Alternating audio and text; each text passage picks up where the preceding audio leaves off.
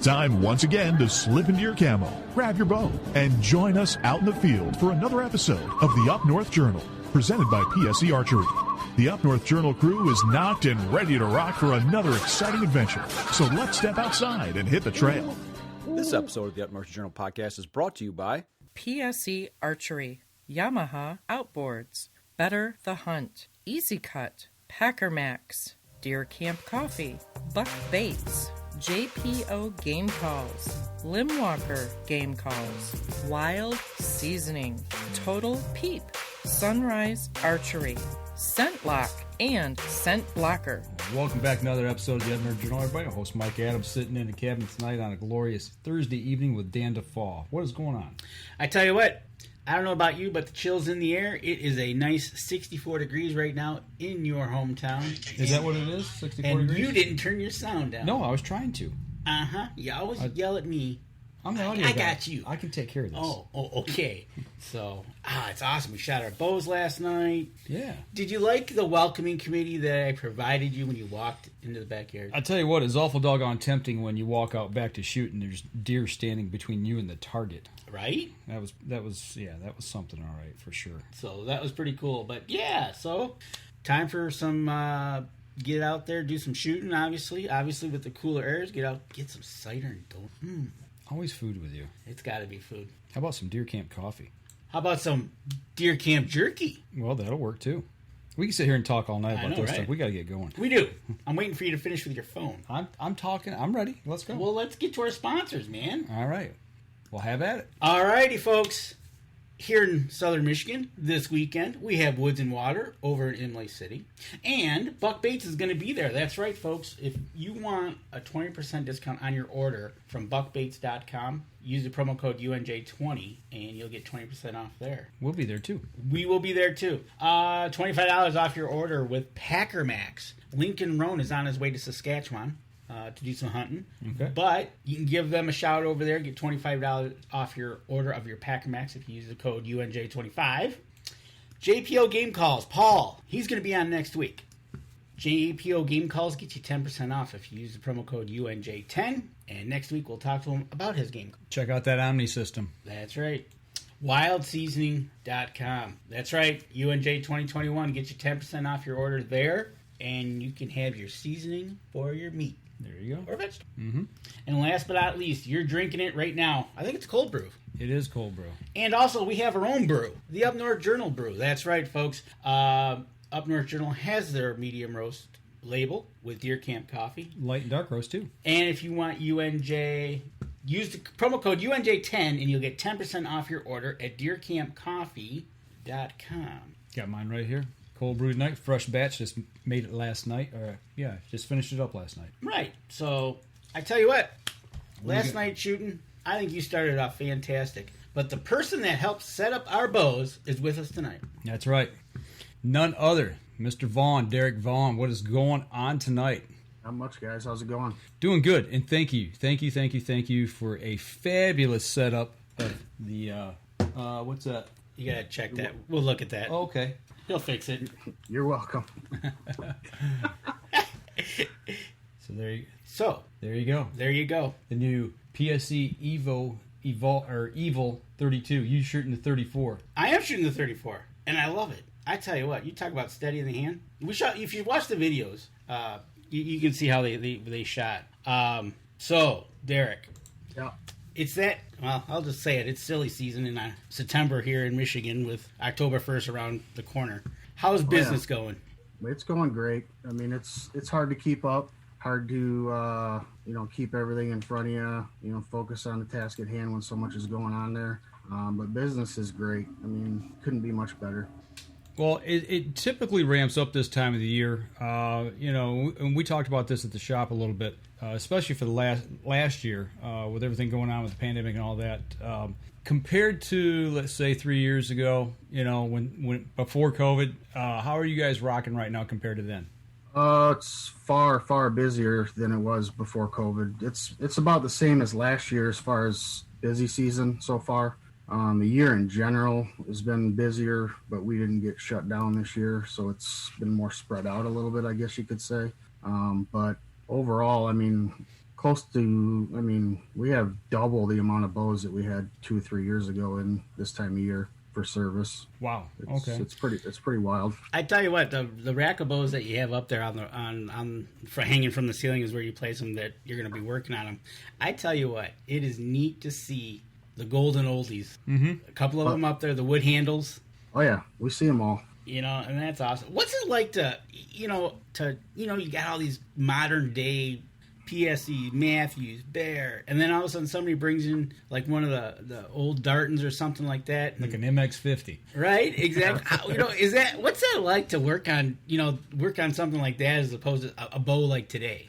For me, it's not that big a deal. I started working on them in the late '90s, so at that time they were all old. Now you could say some of the younger guys at the shop. When the older bows come in, they kind of just look at me and with their hands out like, what do I do with this one? So I'm not that old, but I've been doing it a long time. So I can't say I've seen everything, but I've seen a lot, and I've worked on a lot of different bows, from bows from the, early 80s till obviously the new stuff. So I don't get caught off guard too often anymore, but it can happen. Well, looking at how busy you guys are right now, we're to the 9th of September here. Some places have already started archery season, but here in Michigan, we don't start for another 22 days, roughly. Mm-hmm. Too late to bring something in and get it back before season, depending on if it's just something pretty simple, getting tuned up and ready to go?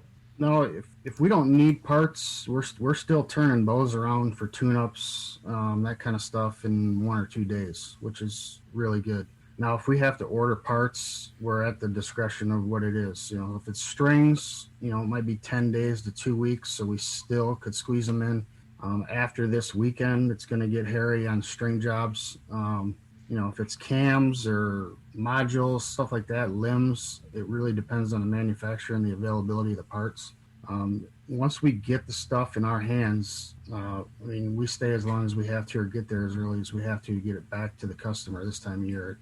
It's not an option to let it sit there. So we're turning them out pretty good. Well, that's good news, especially for people here in Michigan in the area. So if anybody's got something sitting around and something happened and you need to get it tweaked or what have you, take it in and get in line, I guess, is the best thing to tell them, right? Yeah, I told the guys the other day that if we don't have the bow by this Saturday for strings, it's going to be sketchy whether we can promise it for the opener. I feel like next week is a probably. The following week, it's a probably not. Kind of one of those things. There you go. So take care of those strings.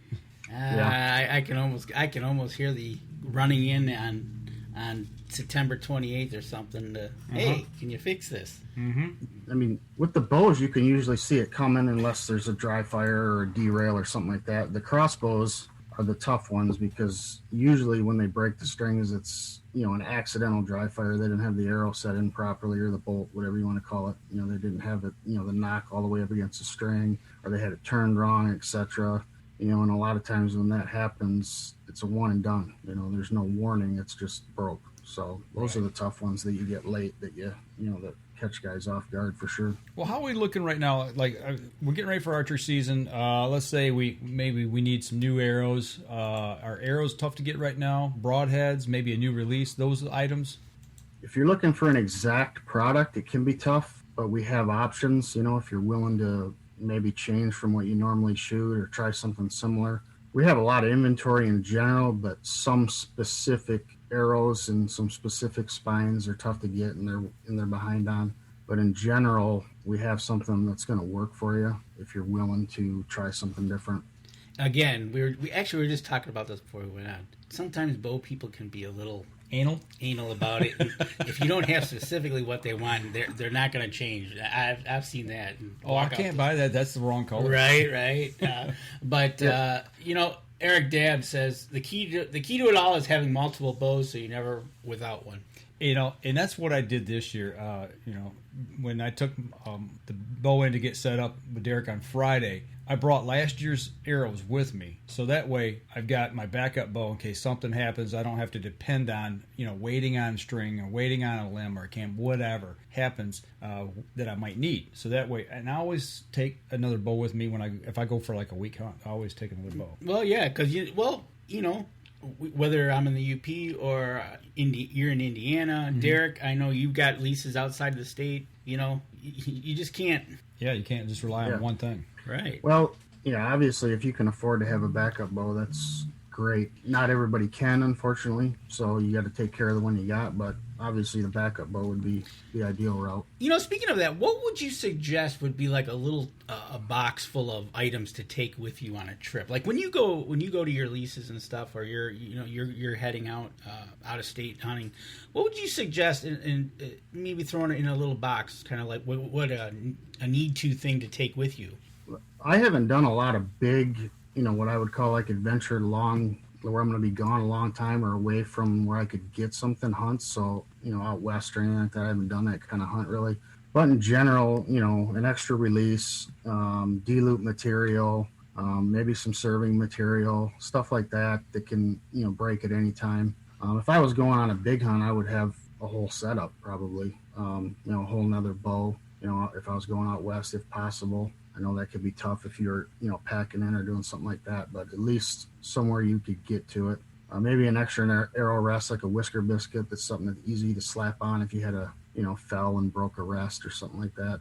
There's a lot of things you could take, and most people probably don't take stuff like that, but it wouldn't be a bad idea to have it. Absolutely, because de-loop breaks on you, or your release messes up, or somehow you bust your rest. Yeah, absolutely. But I know Denny Steiner. He takes when he goes to Africa, he takes 2 bows. Mm-hmm. I think 2 bows, and he switches out the sight. I think too. Yeah, because he's shooting depending on what game he's shooting. He'll shoot a big heavy arrow versus a regular hunting arrow. Right. So. Right. But so definitely. Oh, and by the way, for those of you in Southeast Michigan here in our area, if you go over to sunrisearchery.com, you can check out the website. You can check out the shop. Really cool shop. There's a whole bunch of mounts in there. And also, they just don't sell archery. You also sell boots there as well.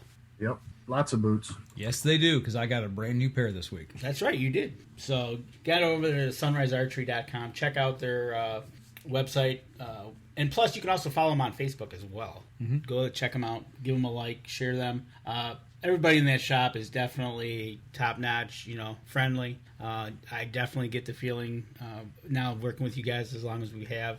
We never got that we're beneath you kind of thing. So great people, great talent over there. I know it's busy. Make sure take care of your bows. Go get them checked out if you can. Well, before we go to break here, what's probably one of the things that a lot of guys overlook that they can do at home right now to get them ready for the season? As far as, everybody needs to go out and shoot, but what's the one thing a lot of guys overlook that needs to have some attention paid to it? Just make sure you have the essentials early, especially with the times now, stuff running out of stock. If you need arrows, get them early. You need broadheads, get them early, because when they're gone, you might not get the same ones you're looking for.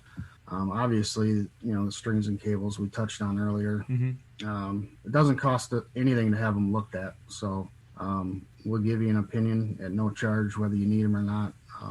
Wax your strings and cables, all that kind of stuff. And people are, doing stuff earlier than ever. I feel like people are more patient than ever in the shop. And I think it's because they're experiencing the same thing everywhere. There's just not as much stuff available when you want it as there used to be in many aspects of life right now. So it's kind of refreshing to see people be more patient. You don't get as many people that are upset that their bow is going to be, in the shop for a week instead of 3 or 4 days, or, whatever it might be. A kinder, gentler hunting community.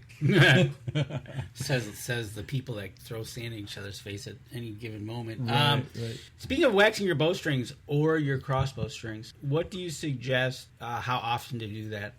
It can depend on which bow it is, if it's a newer bow, older bow, if it's harsh cam, soft cam, but people seem to either never wax their string or over wax their string, and there's very few that seem to just periodically wax it, and that's really all you really need to do.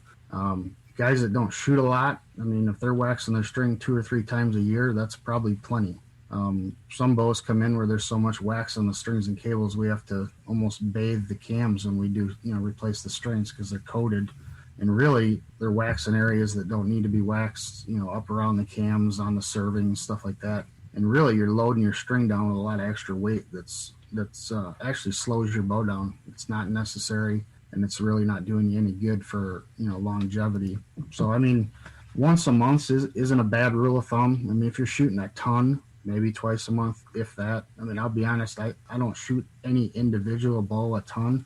I might wax my strings once or twice each year per bow, and my strings all look fine. But working in the shop, I'm going through bows every year. I'm not keeping them for 5 or 6 years. So as the string ages, and you might have to do it a little bit more frequently, but there's not a set rule per se. Kind of sounds like the way you're describing it is you shoot more, you wax more. Yeah, pretty much. It's really all it is. If you do shoot a league or something like that, you could tend to wax more. If not, there you go. I mean, if you go out west in hot, dry conditions, it can eat your strings up. You probably want to wax them. If you get stuck in the rain and your strings get soaking wet, that can actually dry them out. As they dry out, it can dry rot them. So there's weather factors involved too, depending on what kind of conditions you get wrapped up in. All right. Well, there you go, guys and gals. I tell you what, we're bumping up on our first break here. Let's take a step outside. We got a couple questions when we come back. All right. Sounds good. We'll step outside. We'll be right back after this. PSE Archery has reinvented the way you buy bows. From now on, you can make the most educated decision possible by basing your bow choice specifically on your shooting needs and goals. All you need to do is ask yourself, what kind of shooter am I? What do I want to achieve? PSE will help find the right category for you. So, what kind of shooter are you? Find out at psearchery.com.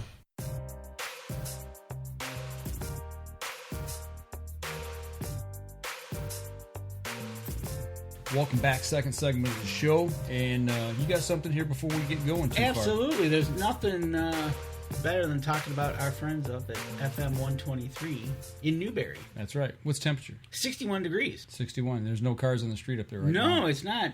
They're probably all at Cedars having a pizza in a Deer Camp Coffee. There you go. And don't forget, Cedars in Newberry, in Mackinac, they now have Deer Camp Coffee. Check them out as well. But yeah, 61 degrees in Newberry. All right. And I'd like to thank FM 123 for carrying our show on their network. Right. So there you go. So, questions. Mr. Derek, we got a couple questions. You don't rent out bows there, do you? Nope. Okay. We do not. What is one of your biggest pet peeves? I don't know if I have. There's so many things that people do or assume that I may not agree with, but I've just learned to kind of let them all roll off my back anymore. I don't know that I have any. Maybe I think I talked about this last year, but it seems like every other person that goes in the range has their release set where they can barely reach the trigger when they're trying to shoot it, and I still haven't figured out why that is.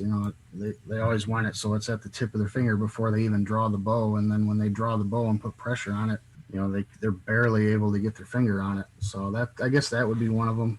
There you go. But, there you go. Don't be reaching for the trigger. Yeah. Yeah, it can be a big difference if we can get them. If we can get them to shorten their release and they're open to it, and almost every one of them. Oh yeah, that's way better. I don't know why I never did that before. So right, because they probably have never been properly watched. Yeah, well, right. we run into that working at Cabela's a couple of times. People would come in with things and they had no clue.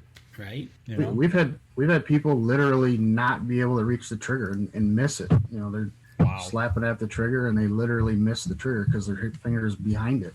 Oops. Well, there's a guy that we shot with for a while, and when you're shooting, you never really pay that much attention to what the people next to you are doing because you're concentrating on your own shot. And he said, I don't understand why I can't shoot like you guys. He said, we're only shooting 20 yards. He says, I'm all over the place. He said, I'm just not good with this. I said, well, let me watch you shoot. And when he pulled back, I was like, oh my gosh, let down. And when he drew, he was overdrawn behind his ear.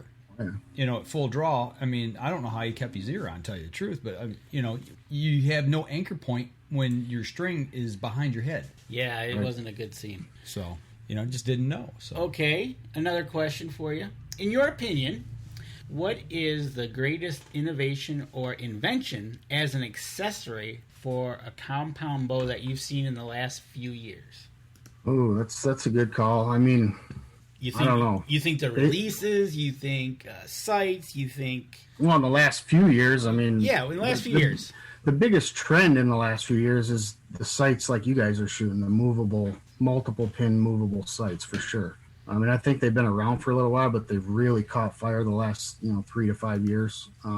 I've got a couple now myself, and I really kind of appreciate why they're getting so popular. It's not necessarily an invention, but it's just a trend, I guess. Well, it's one of those things. I think the more you shoot, and then if you start going to these different types of shoots, it kind of makes sense. Yeah, I mean, when you're in a deer hunting situation, especially in the Midwest where we're at, most guys are shooting 30 yards or less, maybe 40.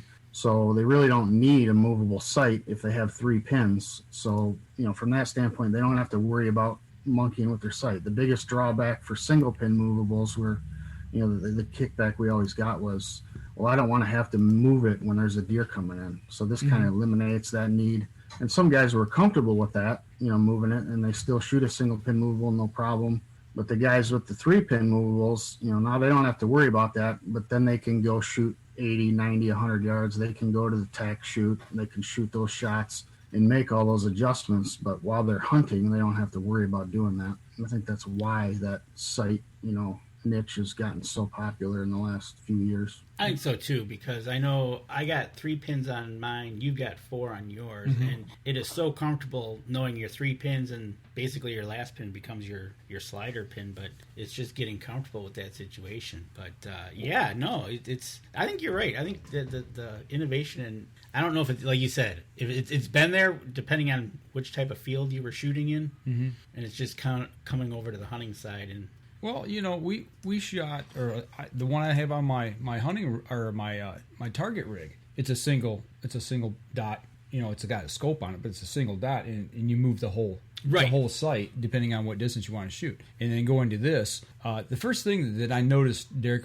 is when we were shooting last night, and I dropped it out to 60 yards, and it's set up to hold that top pin, that 20-yard pin. That's what you use to sight with, no matter what distance you're going to shoot on that slider. And I'm looking down at the 50 because I'm thinking long range, and I'm like, whoa, wait, no. I didn't want to launch it over top of the back of the deer or the bag, So, but that was the thing that I had to realize really quick, the difference between shooting that target setup versus this one, even though they're similar. So you have yours set up so that the top pin is lined up with the tape on yours right now? Is that what I'm... Yeah. Is that what you're getting at? Okay. Yeah. I got you. You can... That's the thing. You can set them up any way you want them. If you really want to get super far, the most range out of them, most guys are actually using the bottom pin as what the tape is lined up with. So like on your 4 pin, your needle would never go any shorter than 50 yards, for example. So when you got your sight all the way up, it's going to be 20, 30, 40, 50, and the needle's going to be hitting 50. And if you want to shoot 70, you dial it to 70, and it's the bottom pin rather than the top. And then the top 3 are then irrelevant. That's what most people do. Okay. But you can set them up, if you're always comfortable using the top pin, then you can use the top pin. You can use the middle pin. You can use, whatever you want, really. Okay. So the tape would actually be shorter? Well, it would be shorter, but we shot out to 70 last night, but we found out the other problem. Right, yeah. He had to cut tree limbs. Like, I got a picture of, obviously you can't see it, Derek, but this setup, I got that pin is on the 20, and that's where I started. And it's at the top of the range, and that tape is I had to trim that tape down to fit on the housing, underneath the pointer, the indicator. So if I go to 100, I mean, it's almost down to the bottom. So, I mean, right. I don't think there's... Well, I don't know. I can look at it here. Right. Well, trust me, you'll be comfortable with it. You shoot a deer at 100 yards, I'm going to call Denny Steiner. Right. Yeah, see, I can crank that all the way down to past 100. Yeah. Yeah. You just got to worry about running into your arrow, arrow clearance when you get far way up. Oh, yeah, I got you. And with the rest you guys are shooting now, it's hard to tell unless you got to draw back. Take the tension off of it, Right. Yep. So that's kind of cool. And I tell you what, those rests that you got us into, those limb-driven ones, those are cool. Yeah, they work well. I've shot them for, I don't know, close to 10 years now. And, different variations of them over the years. And I just like the way they set up and tune better than cable-driven. Cable-driven work great. The QADs, the ripcords, they've been around a long time. They work phenomenal. There's just a little bit of a timing element involved and a little bit more setup time and all that kind of stuff that with the limb driven you really don't have to do. What I really liked about it, and I've shot a couple of different dropaways, is the fact of you knock the arrow. There's really no place that like you got to flip the flipper rest up, to grab it. There's no noise. You put the arrow on the rest, you knock it, and the knock when knocking the string, that's the most noise it makes. So it's really Right. really quiet. That's what I liked about it. Another question for you. What is better to shoot, one eye open or both eyes open, one eye closed? Well, I mean, if you can do it, absolutely both eyes open. If you're a right-hand shooter and right eye dominant, you should shoot both eyes open. For depth perception, many factors. Myself, I'm left eye dominant. I shoot right-handed. I grew up shooting that way. I don't have to close my left eye, but I have to obstruct it, just squint it a little bit. So I'm not like super dominant left eye. It just is my dominant eye. And I've just learned to shoot that way. I shoot fine. Never had any issues with it. But some people really struggle. They try to shoot both eyes open and they're not realizing that the off eye is dominant. They'll have, a random shot where they literally shoot 3-4 feet left on a right-handed shooter. We have some kids that'll, even some adults that'll actually lean all the way across the bow and use their left eye to try to look through the peep, stuff like that. But yeah, for sure, both eyes open. If you have to shoot with your off arm, as far as, you may have to close your left eye on a right-handed shot or right eye lefty. For me, I just have to squint it. But if you can shoot both eyes open, it's definitely the way to do it. There you go. That's kind of neat that you're left eye dominant, but you shoot right-handed. That's pretty cool. Yeah, my dad tried to switch me, but it was just too late into it, and I was too, I guess, right hand strong to switch. And I can shoot bows left-handed working in the shops. I mean, if we have, I can get a 70-pound bow back left-handed. I don't like to do it, but I can do it for tuning purposes. It's not fun, but no. and I can shoot and tune them. It just doesn't feel natural to me. Hey, I got a question from somebody. I won't mention their name yet because I'll ask the question. You probably know who it is. Have you ever left a hidden message on a customer's bow? Never. Okay. Never. I didn't think you did. Not that he'll admit to. Speaking of left eye dominant, right eye dominant, could you do a little demonstration on how to determine which eye is dominant? The easiest way is to, hold your hands out, in like a circle or a diamond pattern, if you guys can see that. Mm-hmm. Pick an object out, with both eyes open, pick an object out on the wall or at a distance, and then, close an eye. Is that object still there? If it's not, you closed your dominant eye. If it's there, then that's your dominant eye that's still open. That's the easiest one. When kids come in the shop and they're unsure and they're not comfortable doing that, I'll have them do that at my, say I'll close one eye and I'll have them make a circle around one of my eyes, and I'll see which eye I can see through the circle, and I can tell just from doing that kind of stuff. But the thing on the wall for adults or, kids that are a little bit older works pretty well usually. Yep, it does. It's really simple too, and it's kind of fun if they've never tried it and you get them to do it and they're like, really? Yeah, that's what it means. You'd be surprised how many. There's a lot of people that are off eye dominant. It's surprising. Yep, exactly. That's why it's one of the most important first steps in setting up a bow. Yeah, you gotta know which eye to use. Right. Definitely. Yeah. Oh, you're being called out. That's lies. You've left. I can see where that's going. I'll tell you what. Let's take our next break. When we come back, we want to shift gears just a little bit. Yep. And take it down a different path here. So we'll be right back after this. PSE Archery has always dominated the speed category. Now, the most revolutionary cam system ever to hit the market has perfected the shooting experience. Introducing PSE's Evolve Cam System, featuring extremely high let-off capabilities and the smoothest draw cycle in history. No other cam system has ever delivered this level of total comfort and total control. Experience PSE. Experience performance. Welcome back, third segment of the show. So, this weekend here in Michigan, we're going to be having the Youth and Liberty Hunt. And your daughter is going out for her first hunt, correct? Correct. Is she going to be using a bow, or is she going to be using a gun or a crossbow? She's 8 years old, and she would rather use a bow, but she doesn't pull enough weight yet. She's only pulling about 21 pounds, so we're going to be using 350 Legend. I've had her shoot it a handful of times this summer, and she's doing pretty well with it. Excellent, awesome. Excellent. Well, good luck getting out there Saturday and Sunday this week. I think it's also the Liberty Hunt, right? You're asking the wrong person. I won't even look at you then. When you told me that the first time, I was like, already this soon? I had no clue. They changed it last year to the same weekend, and I think it's the second year it's been this early. But yeah, I mean, they moved it up, and it always seems, now that it's early, it's falling on Woods and Water this year again, and whatever else is going around town. So we're going to see some deer get drug into Woods and Water, maybe? Maybe. It depends on how warm it's going to be. That's true. It's going to be hot. It's going to be hot. Ooh, that's not going to be good. Mid 80s. Ooh. T-shirt and shorts. T-shirt, shorts, and Crocs. There you go. So, let's talk a little bit about your upcoming hunting times. I know you've been doing some scouting, having the cameras out. How is it looking out there where you're going to be hunting? It looks good. I mean, I don't get to get out there this time of year much, so I do rely on cameras when I can sneak out there. You know, I have a couple cell cameras, not enough in my opinion, but they're expensive. So, but I have a lot of regular cameras out there that I just swap cards on. Maybe once a month through the summer and a little more frequently close and during season. But it looks good. I mean, the area I hunt in Michigan, down in Calhoun County primarily, there's a lot of deer, a lot of bucks, a lot of good bucks.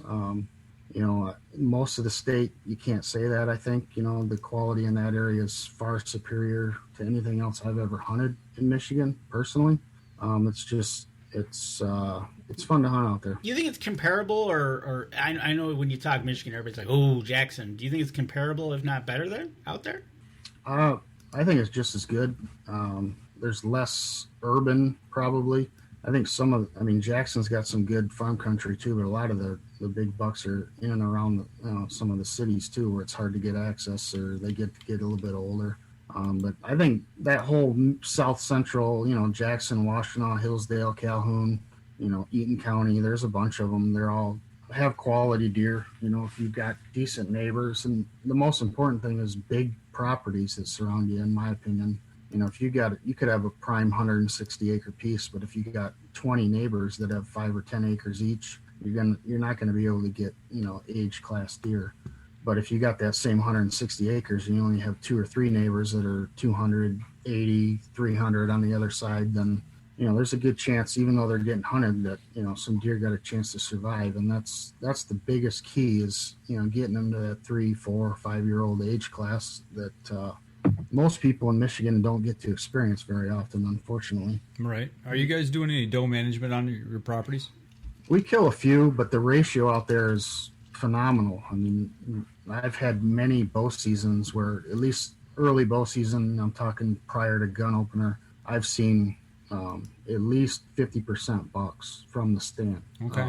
And that's no exaggeration. There's times where you'll get a big family group of does come through and it'll skew the numbers, but in general, if I see 6 or 8 deer, 3 or 4 of them are going to be bucks. Okay. And a good chance that, that they're going to have at least a couple with some age to them. So we do kill some does, though. We don't go crazy. We probably kill, the equal number of does and bucks each year, which isn't many considering the ground. We hunt, on a given year anywhere from 12 to 1,500 acres out in that area, and it's a group of us. So, on average, we kill, anywhere from 4 to 7 or 8 bucks a year, and probably a similar number of does. Okay, so you're They're not almost like a 1-to-1. Yeah, well, you're not letting them go, and just making a pass on them, where you start skewing those numbers. When I first started hunting out there around 2010, we had a couple farms that had a ton of deer and a ton of does, and we shot them. And then I forget what year it was. It might have been 2012 or 13 when EHD hit out there, and it absolutely wiped them out. I mean, that farm, you would see 15 to 20 deer sit in the timber. I'm not talking about looking at them, 200 yards out in the field. I'm talking coming by in bow range on average. And the following season, you were seeing, 2 or 3 if you were lucky. EHD, when it hit out there, I mean, it really devastated that whole area pretty heavily. You know, speaking of that area, you mentioned EHD. I mean, let's mention the other dirty 3-letter word, you know, CWD. You know, concerns with that at all right now? I don't personally worry too much about it because it's nothing I can do about it. And it's kind of the same thing with EHD. I worry about EHD more because it literally will wipe them out in 2 weeks. You know, where CWD, they can live, you know, deer can live most of its life with it. I mean, eventually, yeah, they'll die from it, but it's not like it's going to kill them in 2 or 3 days like EHD would. Right. So obviously there's concern with it, but I don't think it's something, at least from what I know about it, and I don't know a lot about it, doesn't seem like it's something that you can really control or get rid of. Right. All right, enough about that. Well, that's it, right? That whole hot. I was just about to say, here we are, mid-September, and we really haven't heard or been talked about any breakouts of EHD so far that we've trickled out of August. Well, we've had some good wet weather this year. We haven't. I mean, now at the very beginning of spring, I will say that, you know, we had some drought conditions they were concerned about. But there, you know, midpoint of the summer before it got really bad, you know, we got some good rain, so, you know, we didn't have those dry areas where that's usually when they have those outbreaks, is when it's really, really dry. So right, exactly. It seems like when it's really wet early and then dry late is the worst, because you get all the receding water and all that mud that the midges, you know, come from, and those seem to be the worst years. Yep, exactly. But I haven't heard a single report from anywhere, which is good. Yep. Usually by now you're hearing it somewhere, whether it's out of state or you know, even across the country, I've not really heard any huge outbreaks, even on social media. And usually, you know, I mean, somewhere you hear about it, but I really haven't. I don't think I've heard anything about it this year. No, I haven't. So. You obviously, because we were showing some of your trail cam pictures that you sent us, use trail cams a lot. Yep. What would be your opinion? And you're allowed to step up on your soapbox if you want. If they do like they did in Arizona and ban game cameras. I mean, I wouldn't be happy about it, but if they ban them, they ban them. Do you think it's taken away from hunting, or it's causing running? Obviously, you do a lot of private hunting more so, but do you think it would lead to more? What did they say? Hunter running into other hunters. Hunter conflict. Thank you. I think in Arizona, the big issue is, you know, the limited water supplies, and then, you know, so the game relying on water, and then that water hole having a bunch of cameras on it and people fighting over the spots and that kind of stuff. If they banned them, you know, obviously I wouldn't use them, but I'd be upset about it, you know, because I really enjoy that aspect of it. I see both sides of it. From a positive standpoint, I think it promotes letting younger deer go, because you know what's there. And if you didn't know that you had 3 or 4 really good bucks running around, you know, and you had a mediocre buck come in, you might shoot that deer. But if you know you got better deer in the area, you're probably not going to shoot them. If that makes sense. No, that makes perfect sense. It's knowing what's on the menu. But in some of the states, and I'll use Ohio as an example because they can bait, and they're only allowed to shoot 1 buck. With the cell cam technology, the feeders, you know, that you can basically manually, you know, set, and you don't have to go there for, you know, let's say a month to refill it. If you got a good deer in the area and he's using that feeder, and you don't hunt the feeder until you know for a fact he's coming in daylight hours, you're probably going to kill that deer. I mean, if you're smart about it. So from that standpoint, you know, it maybe makes it a lot easier. But I don't know. I hope they don't outlaw them, because anything that gets outlawed that, you know, as a hunting can hurt the industry. You know, if they start chipping away at that, what's next, you know? Yeah. Well, absolutely. Well, that's the thing, right? Well, I know you just got some new cameras back in the shop today, and if they're banned, those go by the wayside, you know? I guess you mark out and put security camera or something security, on it. Yeah. I know, but you're right. On the flip side of that is that big buck that you talk about in Ohio, you might have never, ever saw it if you didn't have the camera. So, right. You know, like you said, so then you're out there, you're sitting there, and all of a sudden you see a buck come by, and all of a sudden you go ahead and take that buck, and all of a sudden, standing on the other side of the field is this big buck you never seen before. Yeah, well, they're great management tools. I mean, I think so. So many aspects in the way you can use them. So I guess the biggest thing is just, you know, use them to your hunting style and do it ethically, you know. they always say, ethics is what you do when somebody's not watching. So absolutely, it's one of those things. You got to get out there, and it just bugs me that the reasons they're giving. And you're right. In Arizona, it's a little bit different than in Michigan because water holes are very prevalent, needed because of no other water around. Right. So it's one of those things. Here in Michigan, you could throw a stone and hit a lake.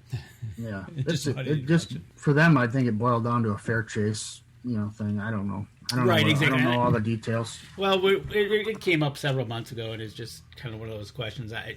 Obviously, you use the game camera a lot. We've talked to other people asking the same question, and it basically comes down to it's a management tool that you use to let bucks go, maybe see what's in the area that you've never seen before, and kind of sets how you set up your hunting. Yeah, I use it. 90% of what I use them for is just inventory. I want to know what's around. I don't put cameras generally at stand locations at all because I think it is pressure, and I've seen deer negatively react to them. So I put cameras on video mode before. I've watched deer walk in front of the camera, look at it, literally turn and run. So I don't want that to happen at or around a stand location. So I just need to know what's in the area. So I usually put them on the edges of food sources, corn or bean fields, wherever you're hunting. You can put them in acorns this time of year. They're hitting acorns pretty hard. Where a couple major travel corridors, cross, stuff like that. But I'm not necessarily trying to pinpoint exactly where that deer is at that time. Some guys do that and it works for them. I just try to avoid it. Usually if I can figure out that a deer's in an area and he's using that area, somewhat frequently, I can put the pieces of the puzzle together from there. I don't need to see him on camera standing in front of my tree to know I can kill him in that tree. Well, that's it, right? That's just one of those things, that's another thing about baiting, right? Very seldom will you get those big bucks to come directly into the bait anyway. So if you're not, like you said, you've got your cameras off to the side or in different areas, just seeing what's around the area. If they're going to walk under your stand, you're gonna kill it. You're going to give it a heck of a whirl. Those are some pretty nice bucks on those. Yeah, that's some nice antlers on these bucks, I will say. Right? So, and a shout out to Mark Coleman. Mark Coleman took a little break from our show because he needed to go outside and take care of some ground hornets that he introduced to gasoline, and he made it back. There you go. That's the best way to take care of ground hornets is teach them what petrol is. Right? And fire. Does he still have his eyelashes? I know, right? That's a good one. Yeah, Mark, you still got your eyelashes. That's a good one. That's funny. Yeah, we had something similar that we had to deal with at Nancy's house. So, have you ever run into a problem like that when you're out early season? You climbing up a tree or you're sitting in a tree and all of a sudden you kind of notice that there's high activity and all of a sudden you see a nest that you kind of didn't notice before because maybe the leaves or the foliage was on it, and it's like all of a sudden you're out there at midday and all of a sudden they get pretty active. I had a stand, and this was probably 6 or 7 years ago, that I hung the stand and I was trimming shooting lanes. This was early summer, and I got just about done trimming lanes and I stepped on a ground bee hole and they lit me up. I got out of there and never went back. Never hunted that stand. Wow, they won. It wasn't a spot. Obviously, I wasn't overly thrilled with it after I reanalyzed it, and that happens. I'll hang stands at times that I will never hunt, and it just based on intel and how everything ends up working out that season or what I'm seeing in other areas. It's not that uncommon that I won't hunt a stand that I have hung on any given year. Okay. Oh, that's but another. In that instance, the bees didn't help for sure. Right. Oh, I get that. That's a good question. We see pictures of deer. Are you getting a lot of pictures of coyotes on these same properties? At times. This summer, not too bad, but I've got a buddy that has a lease that's really close to some of mine, and he's sending me 3 to 5 coyote pics a day. I mean, all times of the day, midday, night, you name it. I mean, he's overrun with them. And I've had years like that on some of the farms, and then 2 years later, you don't have any coyote. It's almost like they're following whatever they're feeding on. They're overrunning an area, and then they're moving to the next farm. I get them occasionally, on many farms, but I'm not getting them a ton like I have in the past. Okay. All right, then. And by the way, Mark Coleman still has his eyebrows because his wife would not let him light them up because it was too close to the house. No, man, that's no fun. Right? So, there you go. Gotta have challenge. Right? So, I tell you what, we're bumping up on our last break. When we come back, we're going to talk a little bit about leasing. You kind of gave me some insight on going after some leases and how I wanted to kind of talk to you about how you guys get into it and do it. All right, let's step outside, take our last break, and we'll be right back after this.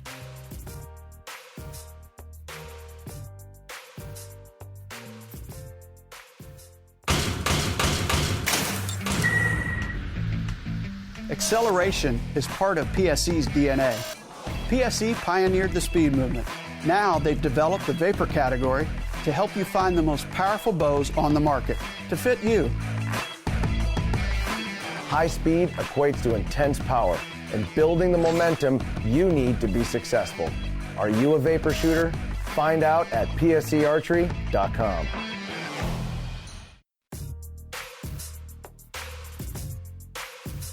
Welcome back. Last segment of the show. So we've got our bows set up. We've talked about a little bit about scouting, getting ready for season, where the deer are at, ground bees, right? And coyotes.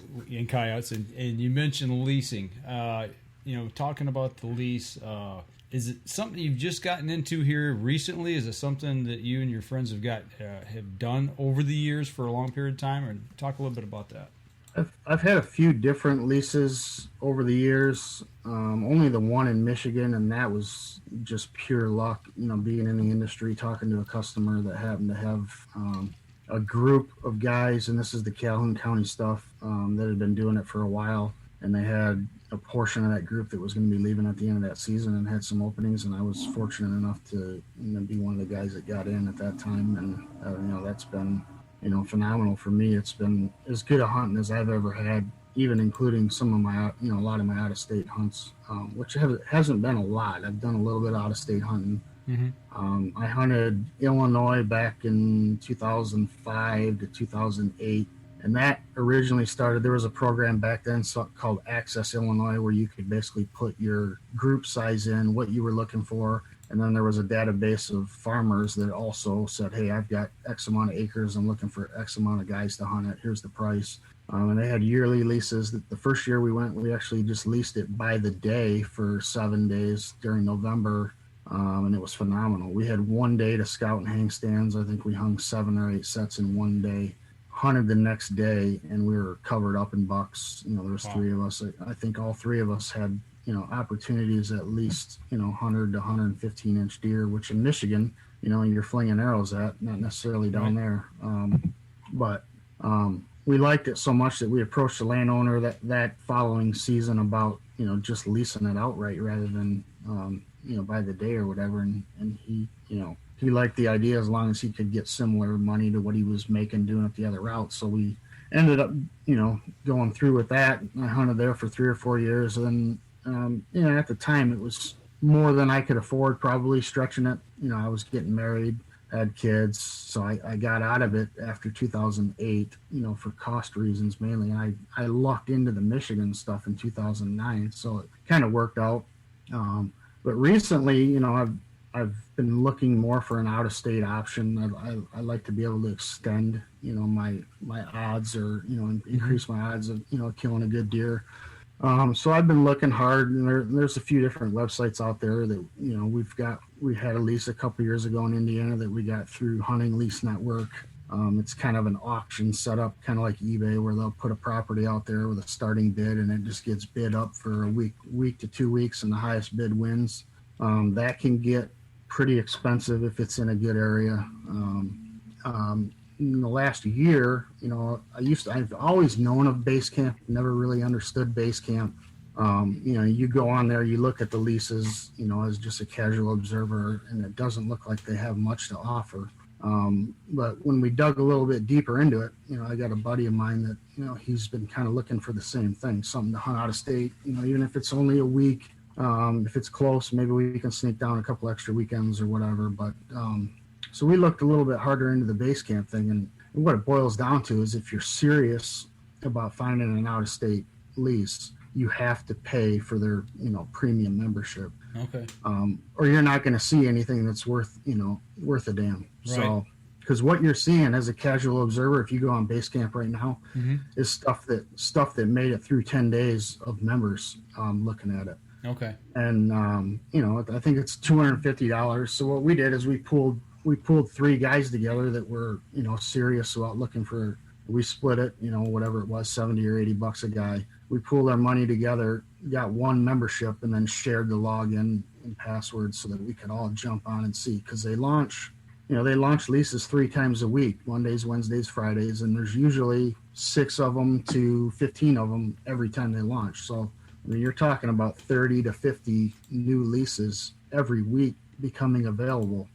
And even at that, if it's in, let's say, a lease popped up in Pike County, Illinois. Everybody's heard of Pike County, Illinois. Actually, I'm on Indiana right now, and I see in Henry. You can go. I guess it's county by county, which is kind of cool. Yep. And then it's a green one, and I picked on it, and there's a property for lease in Henry County. Yeah, that's one. If you're not a member, that's one that's been sitting there for a while. So it's probably not. Obviously, it's not high demand because, like I was going to say, you get one that pops up. Let's say Pike County, Illinois, for example. Mm-hmm. It will be gone in 30 seconds. Period. If you don't click, if you see something that's in your you got to have a game plan. You have to pick a couple states or a couple regions of states that you're looking for, and an amount of acreage and a price point you're comfortable with, and you have to jump on them. That's the key. So there is some risk involved. They do have a little bit of protection, in that you can back out of a lease if you end up walking it or something comes up. You're just going to lose your $400 deposit basically. So it's a $400 risk. But if you pay attention and you're on there and you set your clock by it and you're serious, you will find something that'll work for you. From what me and the couple of guys we're doing it with, from what we've seen, and we've only been doing that since this past winter. And we found 2 actually in southern Indiana within a month or so of joining. That's awesome. I've never seen this site till I asked you about it, and it popped it up. And yeah, I definitely see where you need a game plan. Just kind of clicking through some, because like some so-called leases are just basically a farm field. Yep. You got it is what it is. But if you don't do any homework. Yeah, in some of the waterfowl states, stuff like that goes because of the goose hunter. So you got to, they're leasing to not just deer hunters. Some guys are waterfowl or even turkey or whatever it might be. But yeah, obviously you got to look at it. You're going to see it, but you got to make a quick decision for the most part in the really good areas anyway. Right. So obviously you just got to kind of do your homework, where you're going to go, what area you want to go, and just kind of stay on it. You said Monday, Wednesday, and Friday, right? That they release new. Yep. Leases. I think it's at 7 p.m. Okay, so definitely got to be on your toes. Set your watch, and you and your buddies, everybody get on if you're in a group, and just wait and know where you're going. But that's awesome. It's kind of cool. I never really knew how you got these leases. I know a lot of it is through word of mouth, but it's cool. I mean, yeah, you barely have time to call, and I say, what do you think of this one? You want it, yes or no? And sometimes we did that on one. We were going to do another piece. We got a 58-acre piece, and we wanted to add a little bit to it if we could find one close. And we found one literally 2 miles down the road. By the time we called, said, yeah, let's do it, jump back on, it was gone. I mean, it was all in less than, a minute, 2 minutes tops. So is it a bidding war, or do they have a set price, and then all of a sudden you just take that price? What the price is right now. So As soon as it launches, it has a price. You get a little bit better price if you send a money order check. If you pay with a credit card, they add 5% or whatever it is. But and there's a property. It just happens. There's a property up in Chippewa County. The price is $4,098. Okay. So that's the price you would pay. 400 acres.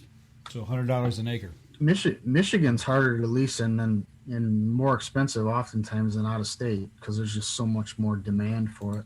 It's harder to find leases in Michigan than it is in, say, Indiana or Illinois or Ohio, in my opinion. Really? I wouldn't have guessed that. I would have figured the people in this state, all the hunters we have, and we've got a ton of hunters, would be looking to go out of state. They are, but they're also looking for the honey holes here, and there's not a lot of them. So if something pops up, they go for for big money. It's scary, really. And in Ohio, there's no leases available right now. None available. Okay. They don't seem to get a ton of them. Indiana, Illinois, even Kentucky, Kansas, they seem to have more. They get them in Ohio, but they don't seem to pop up as frequently. They usually, maybe one or two, maybe a handful a week in Ohio, and Ohio goes really fast. I got to think too. Here in Michigan, we're blessed to have so much state land to be able to access. Indiana and I believe Ohio is another one. There's not a lot compared to what we have here in Michigan. So you got to figure people who've got land down there know somebody that likes to hunt, or like you said, they keep it in the family, what have you, because it's so hard to find places to hunt. Ohio, southern Ohio and southeast Ohio, there's a lot of public. Not when you compare it to Michigan overall, but there's a lot of good public hunting in Ohio, and way down in southern Indiana, actually a lot right down where our leases are. There's a lot of public down there, and it's all big hill country. It's stuff that, I'll be honest, I'm not comfortable in yet. As far as, how to hunt it, I'm used to, farms and edges and pinch points and stuff like that. And it's just, you're hunting a lot more terrain than, edges like you do up here. So there's a learning curve. We'll see how it goes. Do you have one of the questions that's coming up is do you have any restrictions like on the lease that you're having in Indiana? Trail cams, trimming limbs, is there all written in the lease? Anything like that?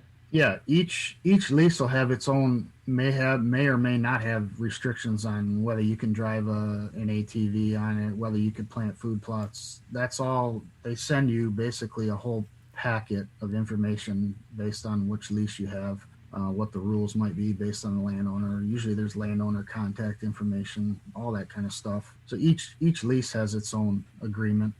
Okay. So, and another question is, like with your Illinois one that you've done, have you run into any issues with the locals or the conservation officers, anything like that? Back when I hunted Illinois, I don't know if it was the first or second year, we had one trespasser. It happened to be a neighbor that used to be able to hunt there. We talked to him. We never had an issue with him again. Outside of that, as far as out-of-state stuff, I've never had any issues. Cool. Well, I tell you what, we've had you on for about an hour, and I think we've had some great information tonight. Just a reminder, everybody, here in Michigan, get your bow work done. Yeah, get it worked on. You better get it to your pro shop here really quick, because you've got about 3 weeks. Well, 3 weeks from Friday is the opener. Am I right? Yep, you're right. Three weeks from opener, from tomorrow. Yep. And don't forget, on Facebook, check out Sunrise Archery, or check out sunrisearchery.com. Right there's a website. Yep, right there. So give Derek a call over there if you're in the local area. See if he's not too busy. Get in there. He's got all your needs. Go check out the boots and as check well. out the boots. Yep, absolutely. So, well, I'll tell you what, we'll wrap up the show here, and want to thank you for spending some time with us here. Hang on, as soon as we get off the air here, we'll chat real quick and we'll let you go. But okay. For those everybody that's watching or listening on the podcast, next week we've got Paul from JPO Game Calls. He should be back from his Colorado elk hunt, which he texted me earlier this week, and he says he's having a tough go at it. Okay, well, I've had similar instances before, so I know what he's talking about. I know he's on horseback, so. Oh, wow. Okay, so he's down deep. He's in there deep. Right. All right. So I tell you what, everybody, if you're listening to us on the podcast, go over to iTunes, give us a like, follow, share or actually give us a review over there. It will help us and help the people who support us. Go over to Sunrise Archery, get on their social media pages, give them a like, follow, share, as well as us, and don't forget to share the show as well. So we'll be back again next week talking with Paul from JPO Game Calls. Y'all take care. We'll see you again next Thursday night. This episode was brought to you by